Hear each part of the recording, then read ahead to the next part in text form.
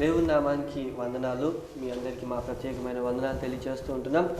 దేవుని సహవాస సందేశాలు అని మా టీవీ కార్యక్రమంను వీక్షిస్తున్న ప్రేక్షకులందరికీ మా హృదయపూర్వకమైనటువంటి వందనాలు. ఈ సమయంలో మా నాన్నగారు అయినటువంటి రెవరెండ్ కె జాన్ దేవపుత్రుడయ్య గారు వచ్చి దేవుని వర్తమానాన్ని అందిస్తూ ఉండగా దయతో శ్రద్ధగా మీరందరూ విని దేవుని ఆశీర్వాదాలు పొందాలని ప్రభు పేరట మీకు ఆహ్వానాన్ని తెలియజేస్తూ ఉంటున్నాం. ప్రభునందు ప్రియులారా, దేవుని కృపను బట్టి, దేవుని ప్రేమను బట్టి ఇంతవరకు దేవుని చేతిలో వాడబడుచు ఈ ఉదయకాలమున మరొకసారి మీ దేవుని సన్నిధానంలో దేవుని వాక్యము చెప్పడానికి అవకాశం ఇచ్చిన దేవునికి స్తోత్రాలు కలుగునుగాక. మనమందరము కూడా దేవుని బిడ్డలముగా ఉన్నాము. అయితే దేవుని బిడ్డలైన ప్రతి ఒక్కరు కూడా వాక్యమును క్షుణ్ణముగా పరిశీలించాలి. వాక్యమును మనము ఎప్పుడైతే అనుసరిస్తామో, దేవుడు వాక్యమై ఉన్నాడు గనుక ఆ దేవుడు మనలను ప్రేమించి మనకు ఏదైనా సహాయం చేయడానికి కానీ, లేదా మనల్ని తప్పించడానికి కానీ, మనల్ని విడిపించడానికి కానీ ఆయన సమర్థుడై ఉన్నాడు. ఆయన మాటకు లోబడినప్పుడే, ఆయన వాక్యమునకు లోబడినప్పుడే దేవుడు మనలను అన్ని విషయాల్లో తప్పిస్తాడు, బాధలో నుంచి విడిపిస్తాడు. తర్వాత ఎన్నో విషయాల్లో మనను ఆదుకుంటాడు, మనకు సహాయం చేస్తాడు. ఈ దినములలో చాలామంది దేవుని ఎరిగినటువంటి ప్రతి ఒక్కరు కూడా యేసును ఎరిగినామని చెప్పుకుంటున్నారు, కానీ చాలా విషయాల్లో మోసపోతున్నారు. ఈరోజు నా యొక్క అంశాన్ని మోసపోకుడి అనేటువంటి అంశం మీద మాట్లాడాలని అనుకుంటున్నాను. ఈ యొక్క మోసపోకుడి అనేటువంటి అంశాలు మరి సీరియల్గా దాదాపు 3-4 మాట్లాడాలని చెప్పి నేను అనుకుంటున్నాను. ఈరోజు మొట్టమొదటిగా మోసపోకుడి. దేనిలో మోసపోతున్నాం? మొట్టమొదటిగా యేసు ప్రభువుని అంగీకరించిన ప్రతి ఒక్కడు కూడా, అన్ని జనులలో చాలామంది యేసు ప్రభువుని అంగీకరించిన వారు ఉన్నారు గనక వారు తిరిగి వెనకకి పోకుండా, అనగా విగ్రహం దగ్గరికి కానీ, ఒక ప్రతిమ దగ్గరికి కానీ, చెక్కబడినటువంటి ఒక బొమ్మ దగ్గరికి కానీ, లేకపోతే ఒక ఫోటో దగ్గరికి కానీ పోవడానికి వీలు లేదు. యేసు ప్రభు సెలవులో నీ కొరకు నా కొరకు కార్చిన రక్తమును బట్టి, ఆయన మనల్ని ప్రేమించిన విధానమును బట్టి, ఆయన వాక్యమునకు లోబడి ఆయన నామాన్ని మనము సేవించాలా, తర్వాత ఆయన్ను పూజించాలా, ఆయన నామాన్ని తలంచాలా, ఆయన నామములో ప్రార్థన చేయాలా. సమస్తమును దేవుడు అనుగ్రహించే దేవుడై ఉన్నాడు కనుక అటువంటి దేవుణ్ణి విడిచిపెట్టి మరి వేరొక దానికి, బొమ్మకో లేకపోతే దానికి చూస్తే గిన దేవునికి చాలా కోపం వస్తుంది. కనుక ఈ విషయంలో క్షుణ్ణముగా మీతో మాట్లాడాలని నేను ఎంతో కోరుచున్నాను. వాక్యములో చూడబోతే ఇశ్రాయేలు ప్రజలు చేసిన పాపాలు ఏమిటి అంటే, ఆ దినాల్లో వారి చరిత్ర చదువుతున్నప్పుడు యెషయా గ్రంథము కానీ, ఇర్మియా గ్రంథము కానీ, లేదా యేస్కేలు కానీ, వారందరూ కూడా పూర్తిగా యెహోవా దేవుని విడిచిపెట్టి విగ్రహారాధికులై వారు పూజించినటువంటి వారి దేవతలను బట్టి వారు చాలా మటుకు మరి దేవుని నుండి వారు ఎడమైపోయినారు. అది దేవుడు చూచి చాలా మరి ఆయన కోపగించుకొని ప్రవక్తలను పంపి వారితో చెప్పించి, వారితో ఎన్నో రకములైన బోధలు చేయించి వారిని మళ్ళీ సరైన స్థితిలో పెట్టే లోపల తల ప్రాణము తోకొచ్చినట్టుగా ఉంది. అలాగున దేవుడు ఎంతో కష్టపడ్డాడు, బాధపడ్డాడు. ఈనాడు క్రొత్త నిబంధనలో నీవు నేను యేసు ప్రభు మన పాపములన్నిటి కొరకు ఆయన రక్తమును కార్చినాడు గనక మనము చేసేటువంటి ఈ పాపములన్నిటి కొరకు రక్తము కార్చిన దేవుడు ఆ శిలువలో పడినటువంటి ఆ బాధను జ్ఞాపకము చేసుకొని ఈ మాటలలో, ఈ వాక్యములు మనము చాలా జాగ్రత్తగా ఉండాలి. మరి ఈ దినమున మరి ఒక వచనం మీద నేను మాట్లాడబోతున్నాను. యెషయా గ్రంథము 44వ అధ్యాయము 18 నుండి 20 వచనములలో చెప్పబడిన వాక్యములు ఏమనగా, వారు అక్కడ రాసినటువంటి వాక్యమును బట్టి చూసినప్పుడు వారు అబద్ధాన్ని నమ్ముకున్నారు. అబద్ధమును నమ్ముకున్నారు అనగా ఇతర దేవతను, లేదా చెక్కబడిన ప్రతిమను, లేదా ఒక బొమ్మను, లేదా ఒక ఫోటోను నమ్ముకున్నట్టుగా ఇక్కడ కనబడుతుంది. 20వ వచనంలో చూడండి, ఒక మాట ఉంది. వాడు బూడిద తినుచున్నాడు, వాని మనస్సు మోసపోయినదై తప్పుదారిని వారిని తీసుకొని పోతున్నది. వాడు తన ఆత్మను రక్షించుకున్న జాలనియు నా కుడి చేతిలో అబద్ధం ఉన్నది కదా అని అనుకున్నటకు వానికి బుద్ధి చాలదు. కుడి చేతిలో అబద్ధం ఉందంట. యేసు ప్రభువును ప్రేమించేవారు, దేవుని వాక్యమును ప్రేమించేవారు వాక్యానుసారముగా జీవించడానికి ప్రయత్నము చేయాలి. కానీ బొమ్మను పూజించి బొమ్మకు నమస్కారం చేసి యేసుప్రభు ఇలాగున్నాడు ఒక ఫోటో తెచ్చుకొని దానికి ప్రాముఖ్యతను ఎక్కువ ఇచ్చి దానికి ఎక్కువగా మనము ప్రయారిటీ ఇచ్చినట్లయితే దేవుడు ఒప్పుకోడండి. చాలా మటుకు ఈ దినాల్లో క్రైస్తవులు కానీ యేసుప్రభుని నమ్మిన వారు ఎవరైనా కానీ అది నిజముగా ప్రభు నామములో ప్రార్థన చేయుట, దేవుని వాక్యమును వినుట, ఆ వాక్యమును గూర్చి ఆలోచించుట, ఆ వాక్యము నెరవేర్చుట అనేది చాలా మటుకు 99 పాళ్ళు లేవని చెప్పవచ్చు. ఎందుకంటే ప్రతి మనిషిని గమనిస్తున్నాను. నేను ఒక సేవకుడిగా తిరుగుతున్నాను. కొన్ని ఫ్యామిలీని దర్శించినప్పుడు, కొంతమందిని దర్శించినప్పుడు వారిలో ఎక్కువగా ఉత్సాహముగా ఇచ్చేటువంటి పని ఏంటంటే ఫోటో ఆధారం చేసుకుంటారు, లేదా విగ్రహాన్ని ఆధారం చేసుకుంటారు, లేదా సిలువ ఆధారం చేసుకుంటారు. మెడలో వేసుకుంటే ఆ సిలువను కళ్ళకద్దుకునే వారు ఎంతమంది ఉన్నారు చెప్పండి. వాక్యం బాగా తెలిసిన వారు కూడా సిలువను కళ్ళకద్దుకుంటారు. ఏంటంటే సిలువను మోయడం కాదండి, మనము సిలువ మోయడం కాదు, లేదా ఒక చెక్కను పట్టుకొని మోయడం కాదు. ఆ సిలువ అంటే అర్థం ఏంటంటే భారం, అనగా శ్రమలు, బాధలు, ఇరుకులు, ఇబ్బందులు అనేటివి మనకు వచ్చినప్పుడు వాటిని సహించడమే సిలువ భారం. సిలువను మోయిట అంటే అర్థం ఏంటి? యేసుప్రభు నిజంగా కొయ్య సిలువను మోసినాడు, తన ప్రాణం ఇచ్చినాడు. మనమైతే సిలువను ఈ మెడలో వేసుకొని సిలువను ఇట్లా అంటే అది ఏమీ ప్రయోజనం లేదు.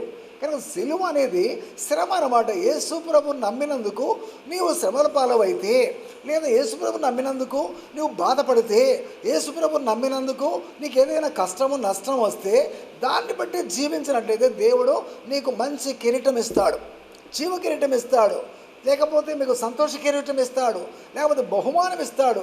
వీటి కొరకు మనము తాపత్రయపడాలి. కానీ మనము నిజంగా వాక్యమునకే ఎక్కువగా ప్రాధాన్యత ఇవ్వాలని నేను కోరుచున్నాను. ప్రియమైన దేవుని బిడ్డలారా, దేవుని కృపను బట్టి, దేవుని ప్రేమను బట్టి ఈ వాక్యాలు చూస్తుంటే, చదువుతుంటే చాలా మటుకు ప్రతి మనుషుడు బూడిద తింటున్నాడు, భోజనం చేయడం లేదు, బూడిద తింటున్నాడు అన్నమాట. అంటే కొంతమందికి దేవుని వాక్యము ఒక మంచి ఆహారముగా భుజించడానికి వీలు లేకుండా ఉంది, బూడిదలా కనపడుతుంది అన్నమాట. అంటే దేవుని వాక్యం వినుచున్నాడు, అది వద్దయ్యా, ఆ విగ్రహం పెట్టుకోకూడదు, లేదా ఆ ఫోటో పెట్టుకోకూడదు అంటే కన్నా తల ప్రాణము తోకకొచ్చినా కానీ, ఎంతగా చెప్పినా కానీ, ఎంత బాధపడినా కానీ మొత్తానికి దాన్ని తీసుకొచ్చి అక్కడ పెట్టుకొని దానికి నమస్కారం చేయడమో, లేకపోతే హృదయాన్ని ఇట్లా అనడమో ఏదో ఒకటి చేస్తారండి. కనుక యేసుప్రభుని ఎరిగిన వారు ఆ పని చేయడానికి వీలు లేదు. మనం నిజంగా మరి బొట్టు కూడా కొంతమంది పెట్టుకుంటారు, అది పెట్టుకోవడానికి అవకాశం లేదు. ఎందుకంటే అన్ని జనుల వలె మనం ఉండకూడదని దేవుని వాక్యము సెలవిస్తుంది. కనుక ఈ విషయంలో కూడా మనము దేవుని వాక్యము వింటున్నాము, దాన్ని భుజిస్తున్నాము, కానీ బూడిద తిన్నట్లే ఉంది. అనగా వాడు ఆరోగ్యము లేనివాడుగా ఎవడైతే ఉంటాడో అనారోగ్యము కలిగిన వానికి భోజనము కూడా చేదుగా ఉంటుంది. అలాగే దేవుని వాక్యము కూడా వారికి బూడిదగా ఉందేమో. కనుక దయచేసి ఈ వాక్యాలు అనుసరించాలా, బాగా గమనించాలని కోరుతున్నాను. కనుక ప్రియమైన దేవుని బిడ్డలారా, న్యాయాధిపతిలో 10వ అధ్యాయం 13 నుండి 14 వచనంలో కొన్ని విషయాలు చదువుతున్నాను చూడండి. అయితే మీరు నన్ను విసర్జించి అన్య దేవతలను పూజించుతిరి గనక నేను ఇకను మిమ్మను రక్షింపను అంటున్నాడు. న్యాయాధిపతులు అంటున్నాడు, చాలామంది దేవుని వాక్యమును వింటున్నారు, ధర్మశాస్త్రం అనుసరించాలని అనుకుంటున్నారు, పెద్దల మాటలు వింటున్నారు, కానీ ఉన్నట్టుండి వారు దేవుని యొక్క ఆలోచనలోండి బయటికి వస్తున్నారు, దేవుని మాటలు ఉల్లంఘిస్తున్నారు. కనుక దేవుడిచ్చిన జవాబు, అయితే మీరు నన్ను విసర్జించి అన్య దేవతలను పూజించితిరి గనుక నేను ఇకను మిమ్మను రక్షింపను. శత్రువులైనటువంటి వారు, శత్రు దేశస్తులు మీ మీదకి వచ్చినప్పుడు నేను రక్షించను. మీరు పోయి మీరు కోరుకున్నటువంటి దేవతలకు మొర పెట్టుకునండి, మీ శ్రమల నుండి అవి మిమ్మల్ని రక్షించునేమో అని దేవుడు ఎద్దేవా చేస్తున్నాడు. ప్రేమైన దేవుని బిడ్డలారా, అలాగ ఉండకూడదు. మనం దేవుని మాటకు లోబడదాం, ఆయన వాక్యమునకు లోబడదాం. యెహోవా తండ్రి దేవుడు నిజముగా చాలా బాధపడినాడు ఇశ్రాయేలు ప్రజలు బట్టి. ఈనాడు నూతన నిబంధనలో మనం కూడా ఇట్లా చిన్న చిన్న విషయాలు, సిలువ అంట, తర్వాత బొమ్మ అంట, లేకపోతే ఫోటో అంట, జోలో పెట్టుకోవడము, ముద్దు పెట్టుకోవడము, ఇలాంటి వారిని నేను చూస్తున్నాను. బస్సులో ప్రయాణం చేస్తున్నప్పుడు, ఇళ్లలో ఉన్నప్పుడు, ఏదైనా ప్రోగ్రాం వెళ్తున్నప్పుడు, లేదా డ్యూటీకి వెళుతున్నప్పుడు అది అలాగున సిలువకు ఇట్లా అనుకుంటూ తర్వాత ముద్దు పెట్టుకోవడము, ఇవన్నీ మంచివి కాదండి. కనుక ఏమన్నాడు, ప్రతి మనుషుడు కూడా బూడిద తీర్చున్నాడు. నా వాక్యం మీద ఆలోచన లేదు, నా మాట మీద ఆలోచన లేదు, నేను వాక్యమై ఉన్నాను, దేవుడే వాక్యము, వాక్యమే దేవుడు అనే వాక్యం వింటున్నారు, కానీ ఇది ఇలాగున చేయడము దేవునికి ఎంత మటుకు ఇష్టం లేదని ఈ వాక్యంతో మనం తెలుసుకోవచ్చు. కనుక ప్రియమైన దేవుని బిడ్డలారా, మరి నూతన నిబంధన కాలంలో మనము యేసుప్రభువును మరి కలిగి ఉండి కూడా ఇలాగున ఇశ్రాయేల్ లాగా మరి ఇతర దేవతల మీద మరి మనమేం పూజించలేదు లేదా విగ్రహాలు పెట్టుకోలేదు, కానీ వారికి మనము నిజముగా ఈ చిన్న చిన్న బొమ్మలకు మనము ఎక్కువగా మరి కళ్ళు అద్దుకోవడం చేస్తున్నాం. కనుక దీన్ని బట్టి కూడా మరి ఎఫెసీ పత్రికలో ఈ విధంగా వ్రాయబడి ఉంది. 5వ అధ్యాయం 5వ వచనంలో ఈ విధంగా వ్రాయబడి ఉంది, విగ్రహారాధికుడై ఉన్న లోభి అయినను అన్నాడు. విగ్రహారాధికుడైన లోభి అయినను నీ ఇష్టాన్ని దేని మీద ఉంచినావో అదే నీకు విగ్రహం అవుతుంది. విగ్రహం ఇప్పుడు నూతన నిబంధన కాలంలో మనకు విగ్రహాలు ఏంటంటే, మనం విగ్రహం పెట్టకపోయినా నీ ఇష్టము దేని మీద ఉంది, నీ ఇష్టము దేని మీద ఉందో అదే నీకు విగ్రహం. నీ యొక్క ఆలోచన దేని మీద ఉంది. చాలామంది చూడండి, చర్చికి వస్తారు, ఆలోచన అంతా ఎక్కడో పెట్టుకుంటారు. ఈరోజు నేను షాపుకి వెళ్ళాలి కదా, ఈరోజు నేను పెళ్ళికి వెళ్ళాలి కదా, ఈరోజు నేను ఊరికి వెళ్ళాలి కదా అని అనుకుంటారు. అవేనండి వాళ్ళకు విగ్రహాలు. ఇలా నూతన నిబంధనలో మనము దేవుని వాక్యం వినడానికి నిజముగా చాలామంది చర్చికి రాలేకపోతున్నారు, వాక్యం వినలేకపోతున్నారు. ఏం బ్రదర్ మీరు రాలేదు, చర్చికి రాలేదు, మందిరానికి రాలేదని అడిగినప్పుడు వారు ఇచ్చేటువంటి సమాధానాలు ఇవే. ఏదో అర్జెంట్ పని ఉందండి, ఆ పని మీద వెళ్ళిపోయినాను, తర్వాత పలాని షాప్కి వెళ్ళినాను, కొంత వస్తువులు తెచ్చుకోవాలనుకున్నాను అంటే ఆ వస్తువులు ఆ పనే వాళ్ళకు విగ్రహం అయింది. ఆ వస్తువులు ఆ పనే వారికి విగ్రహం, ఆ విగ్రహాలు అన్నమాట. దాన్ని బట్టి మనం అర్థం చేసుకోవాలి. ప్రియమైన దేవుని బిడ్డలారా, దేవుని ఎక్కువగా ప్రేమించండి, దేవుని వాక్యమును ప్రేమించండి. దేవుని వాక్యమును ప్రేమించకుండా నీ ఇష్టానుసారమైన పని మీద ఆలోచన కలిగి ఆ పని జరగాల ఈరోజు అని అనుకుంటే ఆ పని నీకు విగ్రహం. కనుక చాలా జాగ్రత్త. దేవుని వాక్యము సెలవిస్తుంది. మరి లూకాసు వార్త 14వ అధ్యాయము 16 నుండి కొన్ని వచనాలు అక్కడ రాయబడినాయి. ఆ వచనాలను దేవుడు ఒక ఉదాహరణగా దేవుడు అంటున్నాడు. ఏమంటున్నాడంటే, ఒక మనుషుడు గొప్ప విందు చేయించి అనేకులను పిలిచెను. విందుకాలమందు అతడు ఇప్పుడు సిద్ధమై ఉన్నది, రెండుని పిలువబడిన వారితో చెప్పుటకు తన దాసుని పంపెను. అయితే వారందరూ ఏక మనసుతో నెపములు చెప్పసాగిరి. విందుకు రండయ్యా, మీరు పిలువబడ్డారు కదా, విందుకు రమ్మని ఇంతకుముందు పిలిచాను కదా, విందు సిద్ధమైపోయింది, రండి, భోంచేస్తూ రండి, మరి మా షావుకారి గారు రమ్మంటున్నారు, ప్రభు రమ్మంటున్నాడు అన్నప్పుడు మొదటివాడు ఏమన్నాడంట, ఏక మనసుతో ముగ్గురున్నారు. అక్కడ ముగ్గురు కూడా ఏక మనసుతో నెపములు చెప్పసాగిరి అనే వాక్యంలో ఉంది. మొదటివాడు, నేను ఒక పొలమును కొని ఉన్నాను, ఆ అవశ్యముగా వెళ్ళి దాన్ని చూడవలను అంటున్నాడు. అనగా ఇతని దృష్టిలో ఏంటి, పొలమే ఒక విగ్రహం, పొలమే విగ్రహం. పొలము చూడటానికి విందుకు అనగా దేవుని సన్నిధికి రావడమే విందులోనికి రావడము. దైవ సన్నిధికి రావడానికి ముందు నీవు పొలం ఉంది, పొలం చూసుకుంటా ఈరోజు ఆదివారం గుడికి ఏమి వెళ్దాంలే అని అనుకుంటుకినా నీ పొలమే నీకు విగ్రహం అవుతుంది. అవశ్యముగా వెళ్ళి దాన్ని చూడవలను, నన్ను క్షమించవలనని నిన్ను వేడుకొనుచున్నాను అనేను మొదటివాడు. రెండోవాడు కూడా ఇంకొక విధముగా నెపం చెప్పసాగినాడు. 19వ వచనంలో, మరి ఒకడు, నేను 5 జతలను ఎడ్లను కొని ఉన్నాను, వాటిని పరీక్షింప వెలుచున్నాను, నన్ను క్షమింపవలనని వేడుకొనుచున్నాను అంటాడు. 5 జతల ఎడ్లను అనగా ఆ ఎడ్లు ఇతని దృష్టికి ఏమైపోయినాయి, ఇప్పుడు విగ్రహాలుగా మారిపోయినాయి. అయితే ఆ సంగతి తెలియదు. అలాగే ఇలా వాక్యం వివరించి చెప్పడం అనేది వాళ్ళు వినడం లేదు.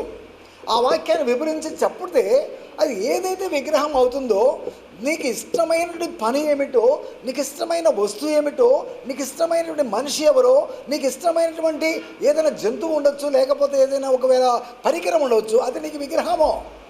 దయచేసి బాగా గమనించాలి.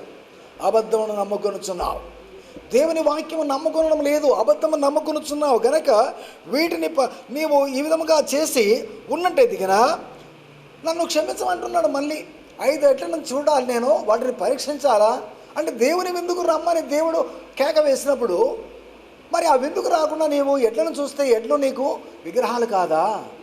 ఈనాడు ఎంతమంది దైవ సన్నిధికి రాకుండా పిల్లలు బాగలేరండి, లేకపోతే పిల్లలు హాస్పిటల్ తీసుకుపోయినానండి, లేకపోతే పిల్లలు అల్లరి చేస్తున్నానండి అని ఎంతమంది అంటున్నారు. ఆ పిల్లలే మీకు విగ్రహాలు.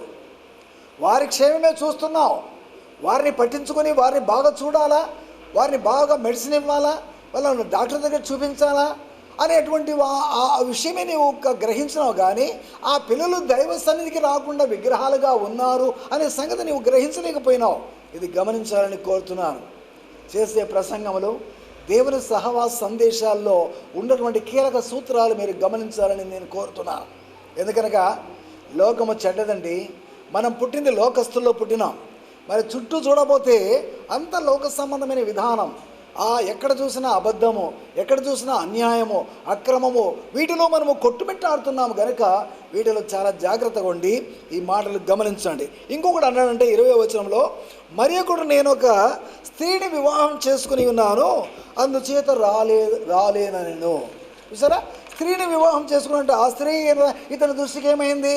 ఒకవేళ కొత్తగా పెళ్లి చేసుకోవచ్చు, భార్య మంచిదే, భార్య కలిగిన వానికి మేలు కలిగిన వాక్యం ఉంది. దేవుడు భార్య ఇచ్చిన వానికి మేలు ఇచ్చినాడు, నిజమే. కానీ ఆ భార్య ఇప్పుడు దైవ సన్నిధికి రానియకుండా ఆ భార్యను చూసుకుంటూ నువ్వు ఇంట్లో కూర్చుంటే ఆమె ఏమవుంది? నీకు విగ్రహం అయిపోయింది. ఆమె ఏమైంది?